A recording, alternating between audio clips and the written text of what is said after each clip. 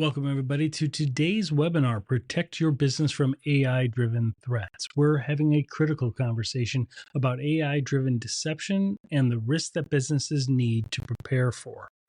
Cybercriminals are leveraging AI to create deepfakes, manipulate information, and exploit human trust, leading to financial fraud, reputational damages, and security breaches. Let's explore these threats and, more importantly, discuss how you can defend your business against them. Please enter your questions right into the chat and we will answer them directly or follow up with you right after the webinar.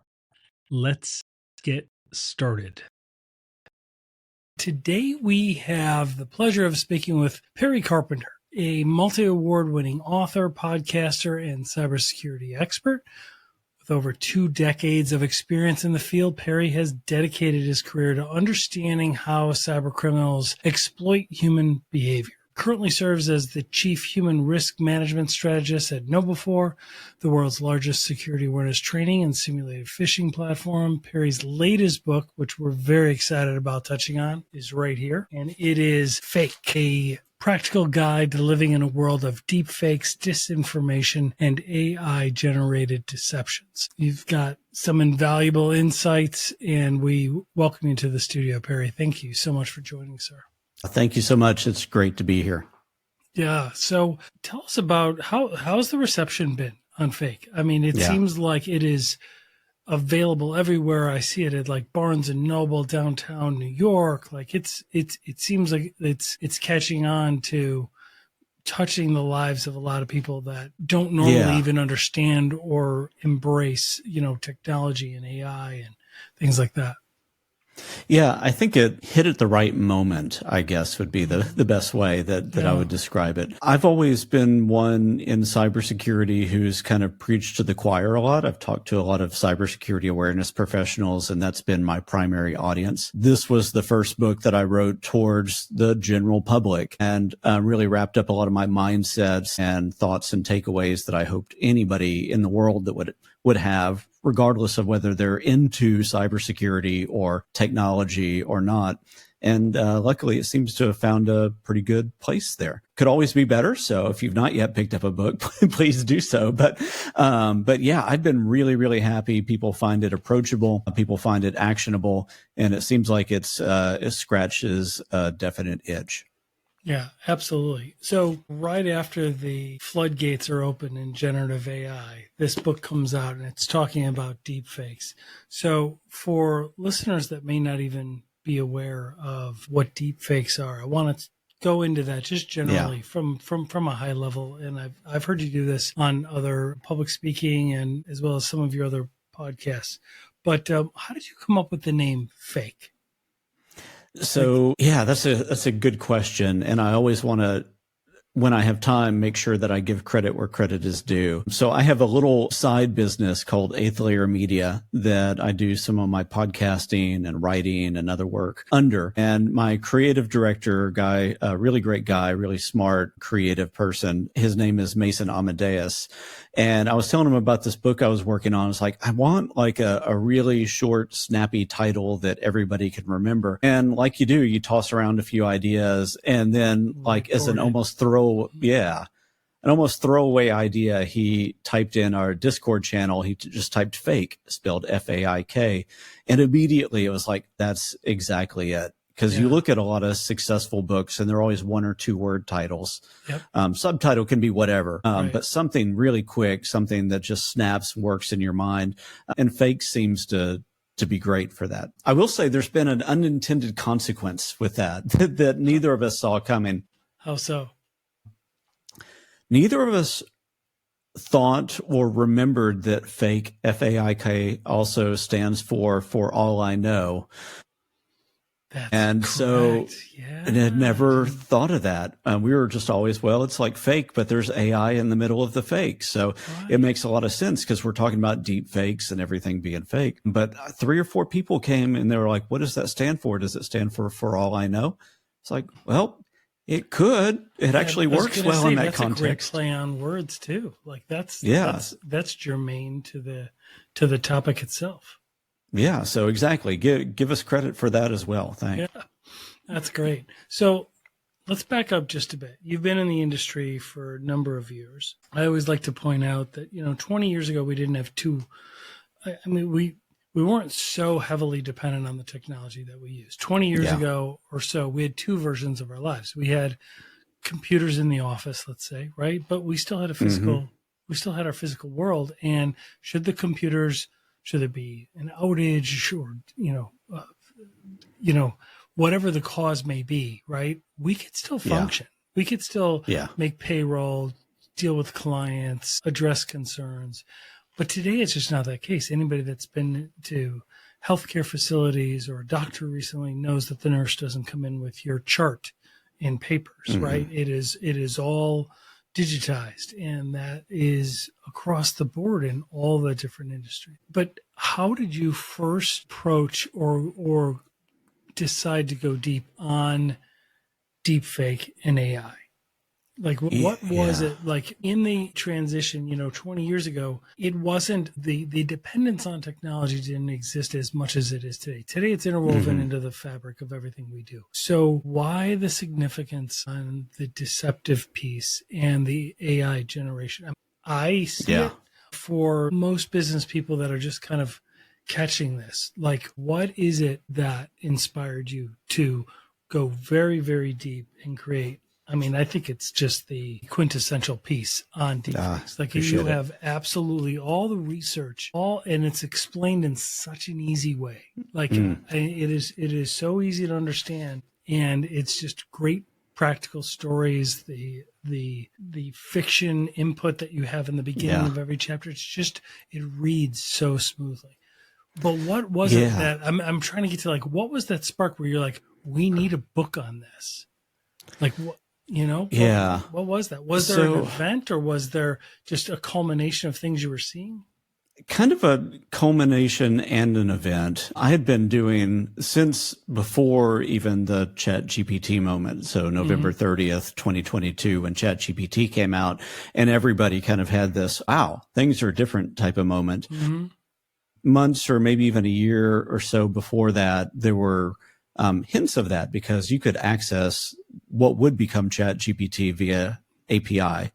And a number of companies were creating kind of these completion model versions of writing with you. I'm thinking of specifically of Jarvis, which got renamed Jasper, that was based on OpenAI technology. And about 6 months before ChatGPT, we saw Midjourney and DALL-E and Stable Diffusion start to get a lot of traction on the image creation front.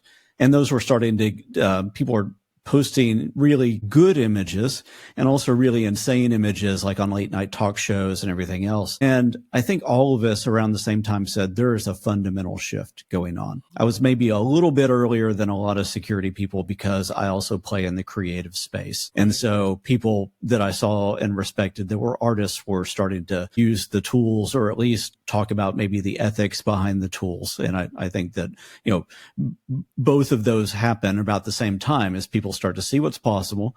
They start to play with that. And then they also start to ask hard questions of the technology. But because my life for so long has been centered around studying deception and why we're all fooled, and has been studying the intersection of technology and humanity, I really wanted to get at the front and stay at the front for as long as humanly possible on like what's going on here, and then how can it be used, but even more importantly, how can it be turned, manipulated so that our human nature gets used against us with it. And that's where a lot of the experimentation that I've done with it has taken me on, creating the scam bots and even pieces of advice in the book, like when I'm saying, how do you inoculate yourself against deepfakes or disinformation? Well, it's to use the tools to actually create some of those for yourself.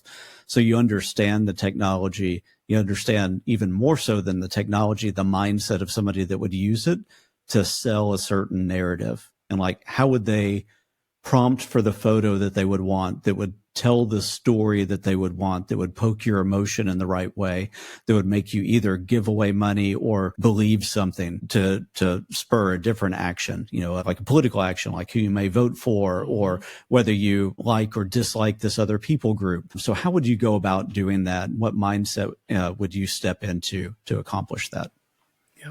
So in terms of defining terms, as we kind of dive into the fundamentals of deepfakes and AI, just correct me if I'm wrong, just deepfakes are artificial video, audio, images that are manipulated to be something that they aren't, or created out of thin air using various machine learning and GANs going back and forth, which is fascinating to me. But absolutely, where they have computers competing, like one will create a deep fake and then the other one goes, that's fake. And so it gets better. And then they go back and forth until it's essentially undetectable by the human eye. And then you have companies. I'd be remiss if I had you on the podcast and didn't ask, but you have legitimate companies out there that are selling people's avatars, right? Like they're going to market saying you can attend, 1,000 meetings at once. It will sound like you. It will look like you. It will decide like you, which freaks me out, right? Because when it like looking like me, sounding like me is fine, but deciding like me, that's pretty ominous. But they're doing it so that people can scale, organizations can scale, right? They can do customer service tickets or HR requests or whatever the department may be in an organization, and they could attend hundreds of meetings at the same time. What is your take on that? I've read the book. There's a lot of concerns there, right? Societally, as well as from a security and a national security perspective, isn't it? Yeah, I think with a lot of the companies that are trying to do that legitimately, there should be a focus on transparency of saying that this is my AI digital twin or whatever nice term you want to put with that is taking my place for this, so that I can continue to X, Y, and Z, figure out how you articulate driving value to the company and making the best use of your time and everybody else's time. Though, if I personally attended a meeting that had somebody else's AI avatar, I'd say, like, why are you deciding that I'm on the short stick of your ROI curve? Right. So a lot of those kind of things need to be worked out. And there are HR, like recruiting organizations that are interviewing people that are using AI avatars. There are people who are sending their AI avatar to go to the recruiting appointment. So you have a recruiter and an AI avatar, AI recruiter and AI avatar for a wannabe employee talking to each other, making decisions that nobody really can audit well. It's a little bit scary and a little bit dystopian. And that's people that are trying to think about, like, how do we use this for good? I think when you put your other hat on and you say, how do I use this for bad? It gets really scary really quick, because we strip away right away. Yeah. I mean, you strip away any thought about transparency for it. And you think about instead about, how do I make this as deceptive as possible? And when I think about how to make it deceptive as possible, it's not only how do I make it look real, but how do I build the emotional and mental or cognitive frame around this that will poke you in just the right way to make you give me the information you want, do the thing that I'm hoping that you'll do, or believe the thing that I hope you'll believe. And it turns out that the avatars and the deepfakes, they don't have to be all that good, all that sophisticated in order to do it. You can do it with the technology that you and I have access to right now for $0 to $20 a month. That's exactly right. And so there's a very low barrier to entry. And through your reviews, I mean, I would think that the more contextually relevant and emotionally driven the avatar would be, the less concerned they are about how accurate it is, right? Because they're so drawn by the emotion, meaning it's one thing to deepfake the voice of a relative, and to get their intonation of their speech correct. But it's another thing if you can have them sitting in a jail cell, or have them sitting at an accident site needing to wire money or something like that, right? Some emotional thing where you're like, I'm not even looking at the lip syncing. I'm still overwhelmed by the emotion that my relative was in an accident, or my relative is in need, right? Yeah, that's exactly. And the other thing that comes with that you touched on is, at that point, you're not really paying attention to a lot of the fine grained detail. You go into almost this gross motor perception way of looking at everything. You're not focusing in on all the subtleties that our more logical minds would tell us that we should be focusing on. Mm-hmm. Things like if you think about those high emotion situations, like I'm in jail right now, or I got kidnapped, or I just had an accident, a lot of those little idiosyncrasies that we would normally hear in our friend's voice, those can get stripped away too, because you're hearing that through the emotional filter. But also, how often do we hear people in a highly emotive state? Like they have been taken. You don't necessarily know what they sound like. Yeah, you don't know what they sound like, and you're going to excuse a lot of it because you're saying this person's under duress. They're not necessarily themselves right now anyway. Yeah, excellent point. So when we think about AI and deepfakes, I mean, it's great to have it as parlor games and for entertainment purposes. We saw that years ago with Tom Cruise and President Obama at the time, etc. But it seems to really being leveraged to enhance social engineering. Yeah. So are you hearing more and more reports of it? Obviously, there was the incident in Hong Kong. There's another one where there's an international consulting firm. There was I think it was a principal outside of Maryland whose job was lost because there was a audio deepfake of him saying some detrimental things. Yeah, he had some racially charged things. Yeah. In the investigation, he got his job back, luckily, but he was set up by a disenfranchised employee. But the damage was still done, right? He still had to go through all of that.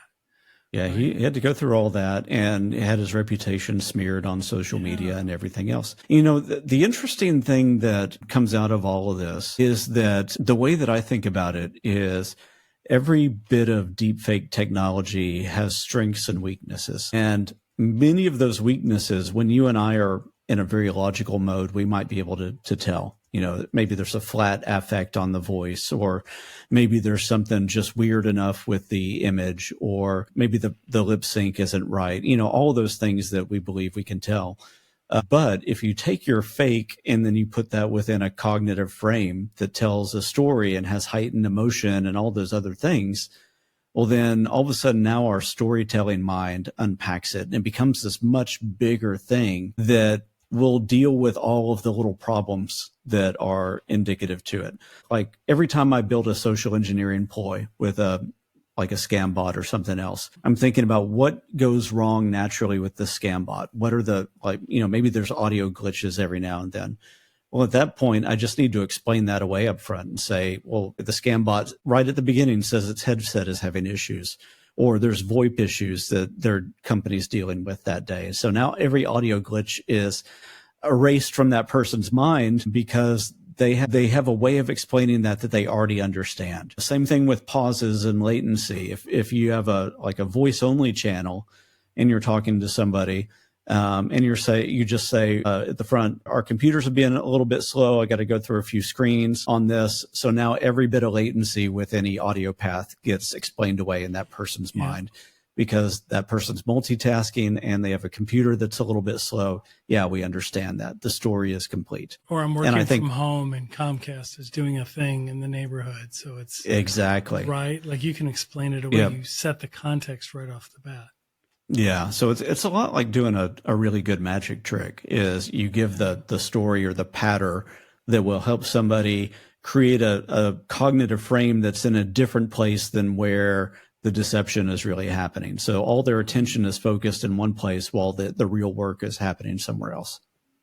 So we see on platforms like Telegram and other places where they have tutorials on how to do the face swaps, and it's being used in certain romance scams and targeting the elderly, targeting the vulnerable. How is the pace from your vantage point, where you're probably able to see it more than anybody? What is the pace of the development of detection capabilities compared to the pace of creation? It seems like the pace of creation is winning, but how are we doing on the ability to detect? Like, will there be watermarking available soon for live? Like, what do you think? Where are we today, and where do you think we're going to go? Yeah, it's not where it needs to be. No. Most of the detection technology is about like flipping a coin. They're right about half the time, they're wrong about half the time, which means they're just not good right now. Right. And as soon as somebody understands the way that the detection mechanism works, the easier it is to just work around it. So let's say there's a video deepfake and there's information within the metadata that a program should look for. Well, as soon as I know that, I can just screen record the video instead of using the actual file. Well, now that can get passed around and everybody's going to believe that. They may even believe it more because the image is degraded a little bit and it looks like the way that people capture things.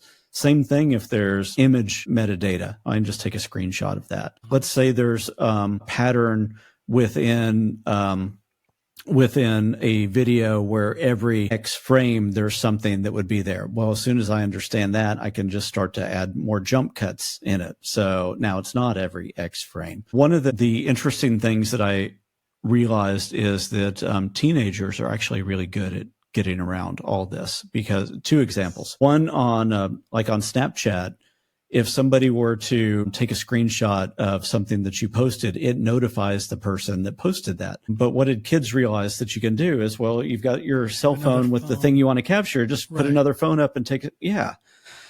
So no, it doesn't take long because people are motivated and they're smart. Same thing with like algorithms that would look for certain keywords like sex or self-harm. They just, change the word that they actually say for that. And there's this whole almost language called algo speak that's out there where people just fundamentally understand how to do that. And I think that that's the fight that we're in as people on the good end of this. We will build in things like interesting watermarking techniques and metadata techniques and provenance markers and everything else. But either somebody will just go around that and use an open source version that doesn't have any of that. Or if they realize that the one that they like, let's say they really love Midjourney or DALL-E, and that includes the watermarking or whatever tag is in there, well, then they'll just know the other way to strip it out as soon as they use it. So that's the fight we're in. The way it's very likely to be combated is that it won't be a tool that you or I have a feeling that something is a deep fake, and so we upload or put a link to it in that tool and then it runs it through it. More and more I'm hearing people say the way to deal with this is like an on platform or an on device filter. So let's say Meta has one, and then all of a sudden on everything in Meta's platform, it's giving you like a percentage likelihood that this is synthetic media that you're seeing. It's like, oh, this is 40% likelihood that it's a deep fake. Or let's say it's embedded in your iPhone just at the OS level, and everything that you're getting, if it goes past a certain threshold, let's say it goes past 50% likelihood that it is synthetic, that it would raise some kind of warning. And then you just kind of bake that into your assessment of how you're looking at the overall media that you're evaluating. And then you can verify through a reliable other channel, right? Like exactly. I always think of it like in the business context, somebody gets a email and they've taken your training, they've taken my training, and they spot that it's a fish, so they're not going to act on it. And then all of a sudden it's followed up with a calendar invite. And then they jump on a Zoom call or a Teams call, and all of a sudden it's your employer or somebody that you work for and maybe a couple different people, and then you get all of your questions answered. You're able to speak freely, and then you get that, all that anxiety goes away. You feel better. Now you understand the context. They answered my questions. And then you go ahead and you do the wire transfer, or you send the sensitive information, only to find that that Zoom call or that Teams call was in fact a deepfake. So to me, I'm curious, at what point will Microsoft or Zoom have something like that, where it's like, this may be a percentage of deepfake. And so then you're like, well, it's right on the cusp, so I'm going to just double check, right? Yeah.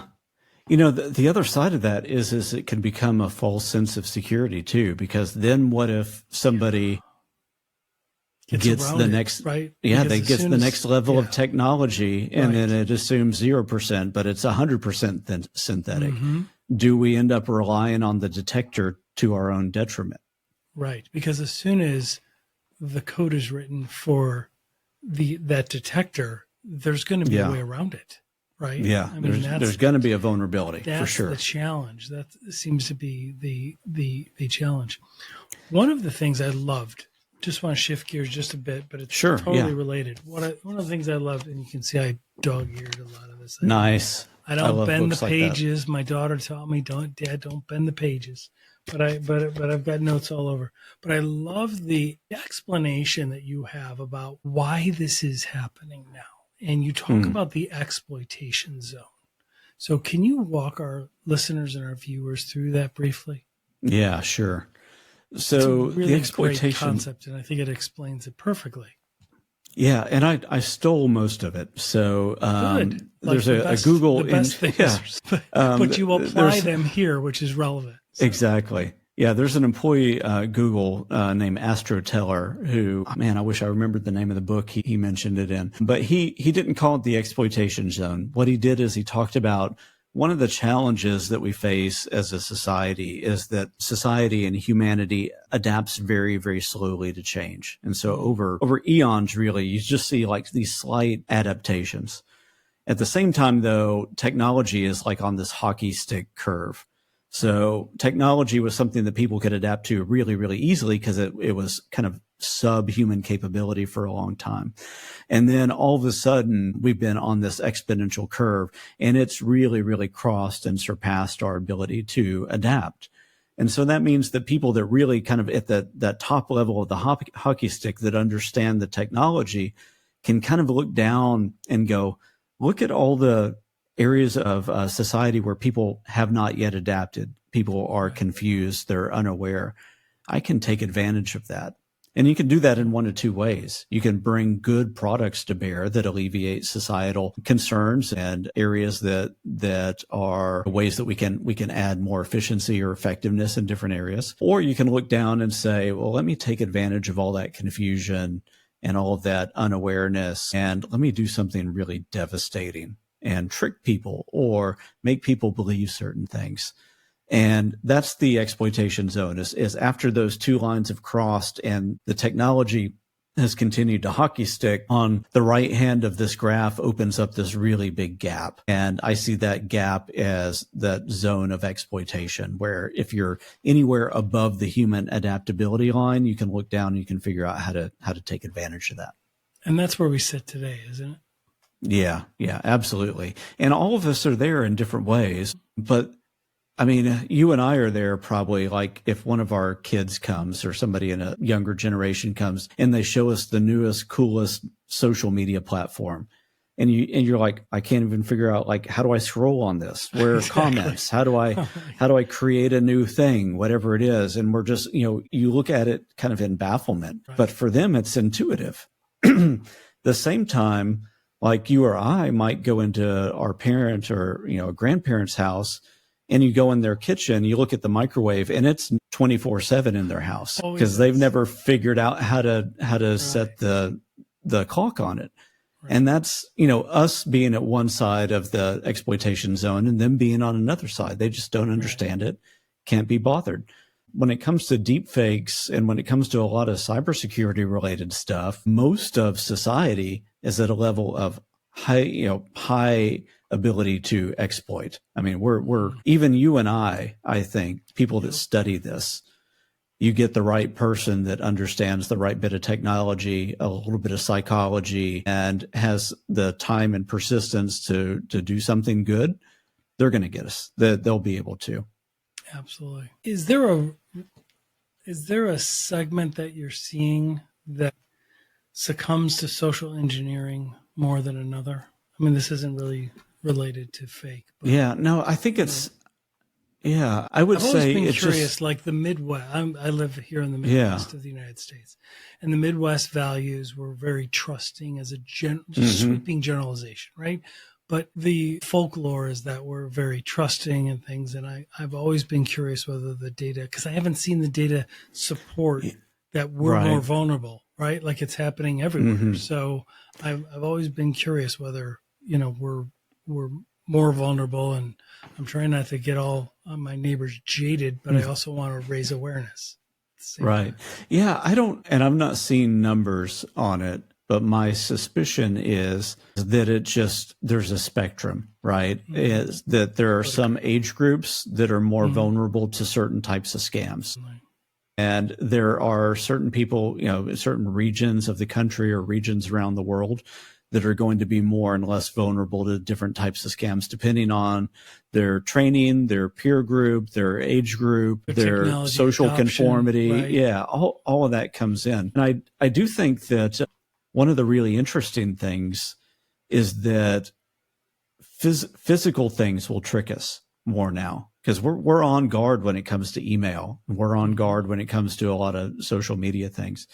But you get a letter in the mail that looks like it's from a reputable company that's asking for money or saying you didn't pay something or you owe a fine, and it's on decent paper with a decent logo. All of a sudden, all the training that we would have in our online phishing is really difficult to apply in this certain area, because everything feels different. Our cognitive frame around that's completely different. And because we can hold it, it feels way more legit.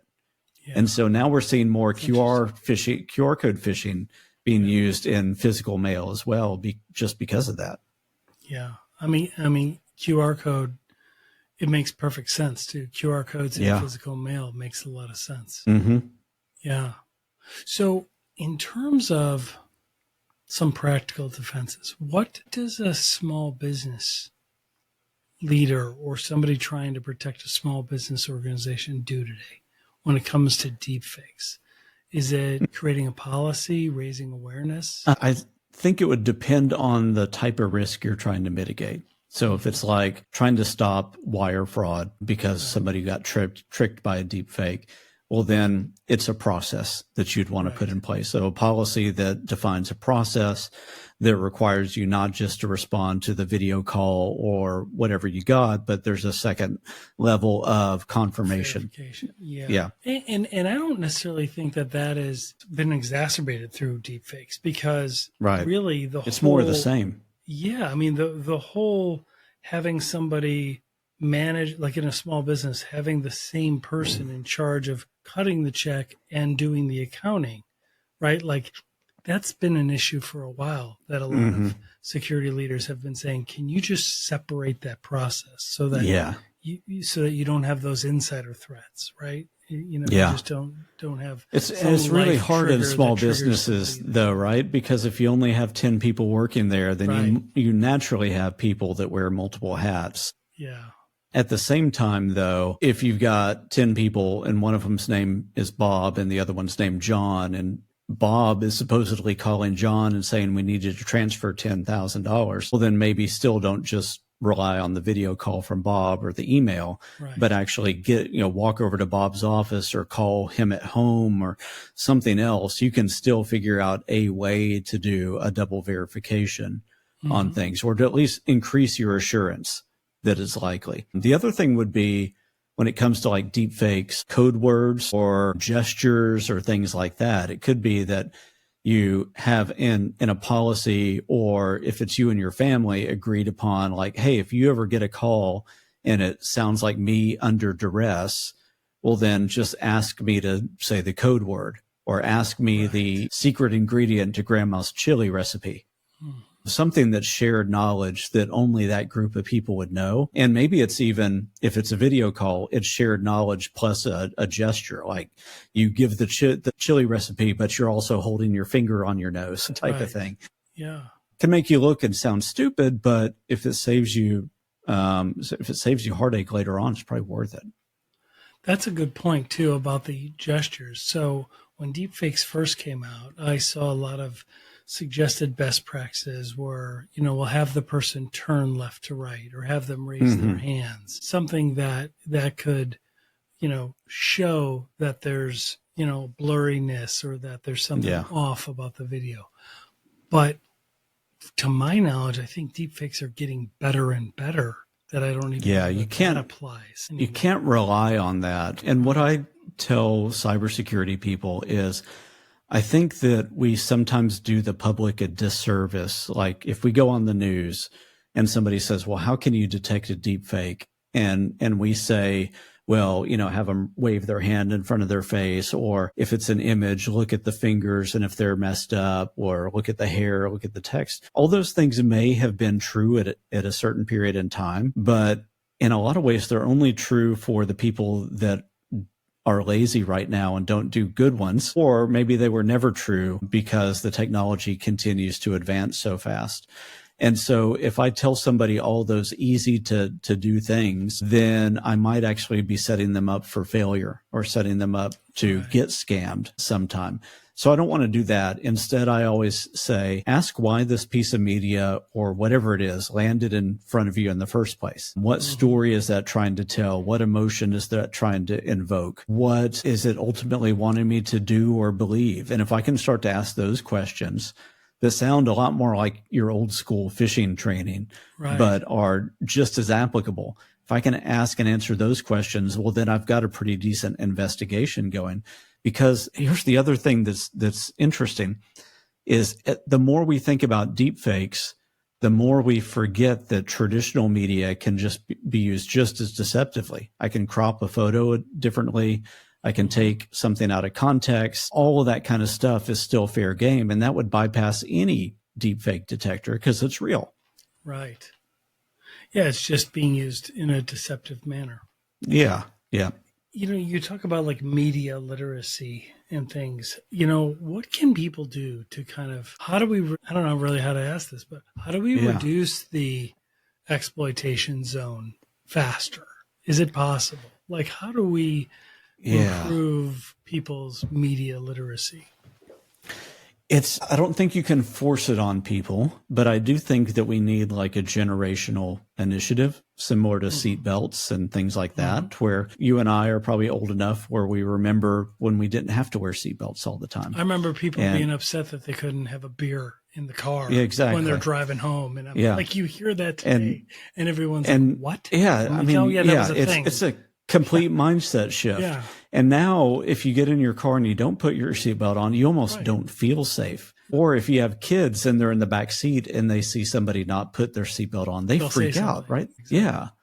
And so I think that there's that kind of shift that is going to have to happen, but that's going to take a lot of concerted effort across multiple generations at the same time. But there are ways that we've seen that happen and work around the world. So Estonia, which was the recipient of a ton of Russian disinformation for a prolonged period of time. Now, K through 12, they have disinformation awareness programs. They have gamification around that. So they're really trying to build that in. They have a resilience, cyber resilience and cognitive resilience strategy that's fundamental to their national defense.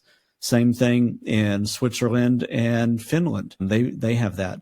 You look at Taiwan, recipient of Chinese disinformation and information warfare campaigns for decades.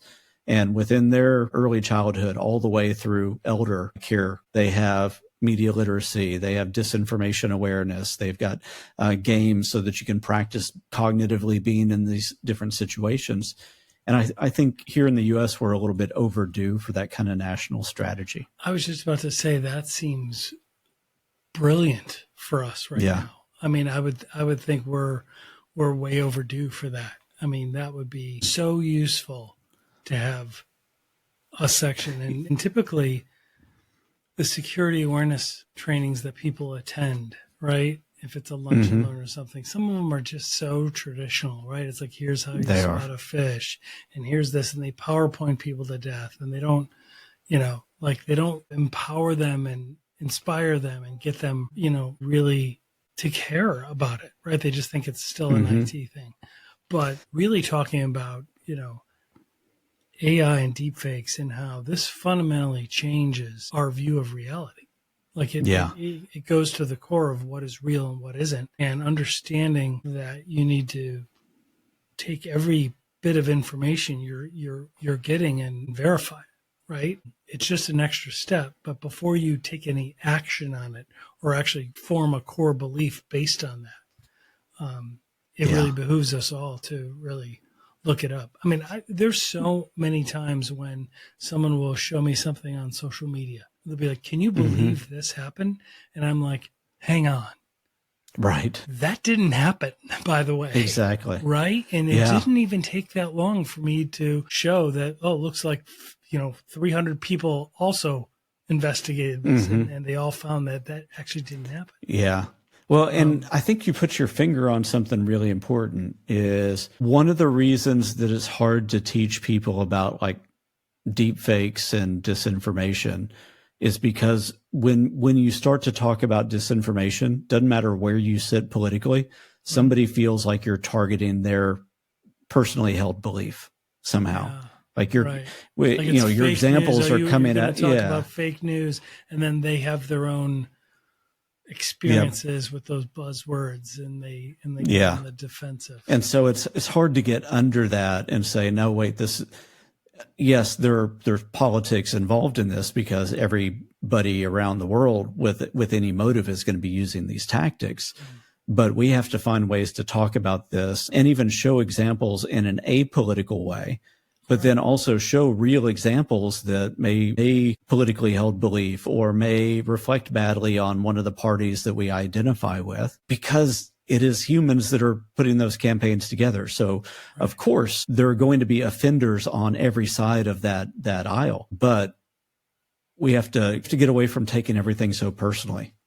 Yeah. Oh yeah. That's absolutely an understatement. I agree with that completely. I think it's, what I found got people to pay attention more is when we focused on cybersecurity and raising awareness, and we gave them tools to protect themselves. We showed them how to freeze their credit. We showed them how to, improve the privacy settings on their mobile devices, things like that. And then all of a sudden people are like, well, this is actually useful. I can use this. And then they start to care more. They start to improve their cyber hygiene. And I think we need to bring that level of disinformation awareness into those kind of teachings as well. Yeah. One of the fun things that I did, like in the last 3 chapters of the book, is I have at the end of each chapter all these little like games and activities. Yep.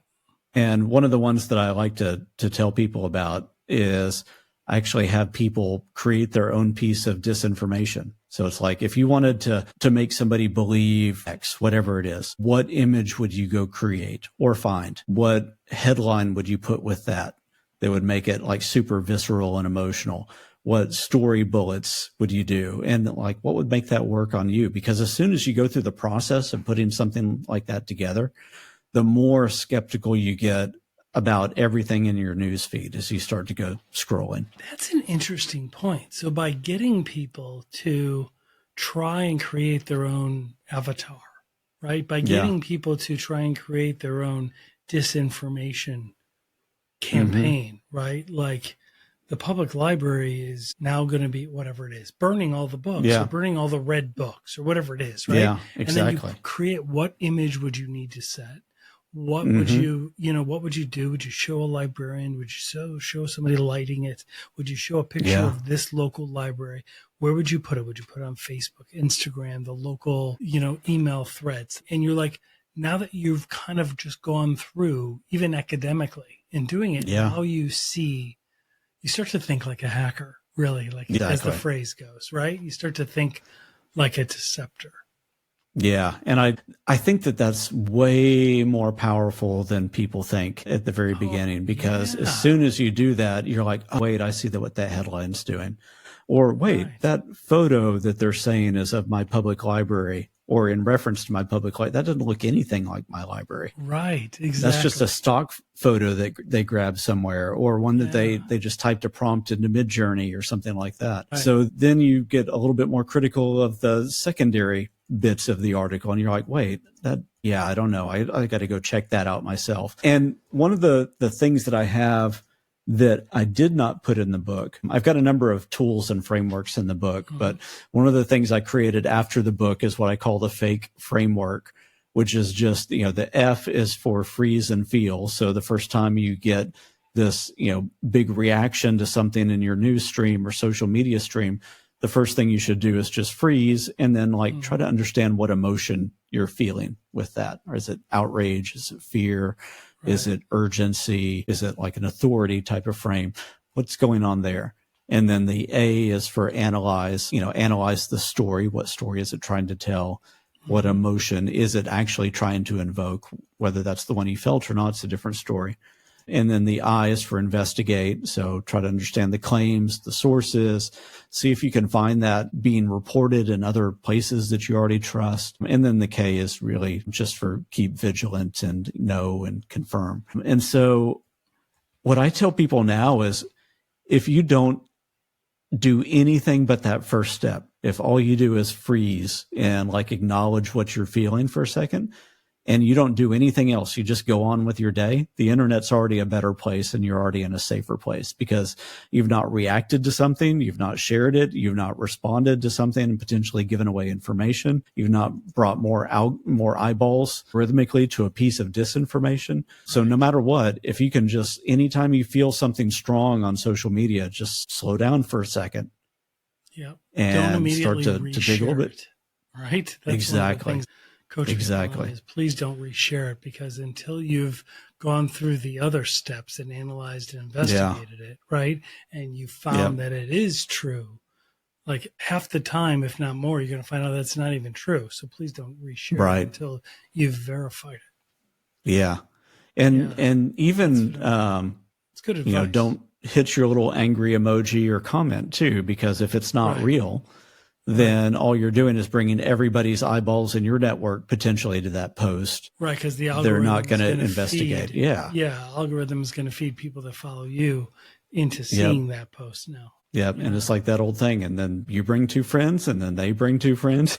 Yeah. And then all of a sudden this thing is viral when it could have, at least with your network, could have stopped with you if you were to slow down and just say, let me think more about this or investigate it, or just go, you know what? I don't have time for that today. If that's real, that's going to show up somewhere else. Yeah, absolutely. So as we wind down here, so tell me a little bit about what you're seeing in the future. Like where are we going? I just saw in the news about 5 individuals from Scattered Spider, like a big social engineering group, have been arrested or indicted. 3 of the 5 at least have been detained. But what are you seeing in the future in terms of how AI and deepfakes are going to be leveraged, or what to look for? Are there any trends that you're seeing? Definitely more and more sophisticated. I think that's probably the easiest thing to say. The trend that I'm seeing that is more disturbing than like every scam and everything else that's going on right now is that because we're so inundated with these right now, and because we know how good they are, people are just deciding what they want to believe is true and not, despite the evidence. And we saw this with like Hurricane Helene when there were a whole bunch of conspiracy theories about FEMA and their effectiveness or lack of thereof, and where funding was going, and a lot of social division, a lot of social strife. And in the middle of Hurricane Helene, one of the deepfake images that got posted and circulated a lot was like of this little girl who was wet. She was crying. She was wearing like a life vest in a boat and was clinching this puppy to her who was also wet and looked miserable. And it was all synthetically created. It was all synthetically created, and everybody was sharing it. And there were some fairly high profile people that started to share it too. And because luckily, they're not checking. They're not right. If it's in my feed, I mean, it's always so true. Like whenever I'm training and it's the managing partner at a law firm, they're the biggest clickers on every phishing email, because they're like, look, if it got to me, it must be important. It's like, no, man, it gets to everybody. The weird thing with it, and the thing that's like hard to figure out, like where we go from here, is that people called it out. So even on Twitter, people called it out and said that's synthetic. Oh, good. And what people were saying when so some people took it down, but some very, very high profile people said, you know what? I don't know where this came from. I don't know if it's real or not. I'm going to leave it up because I believe it represents what's going on out there.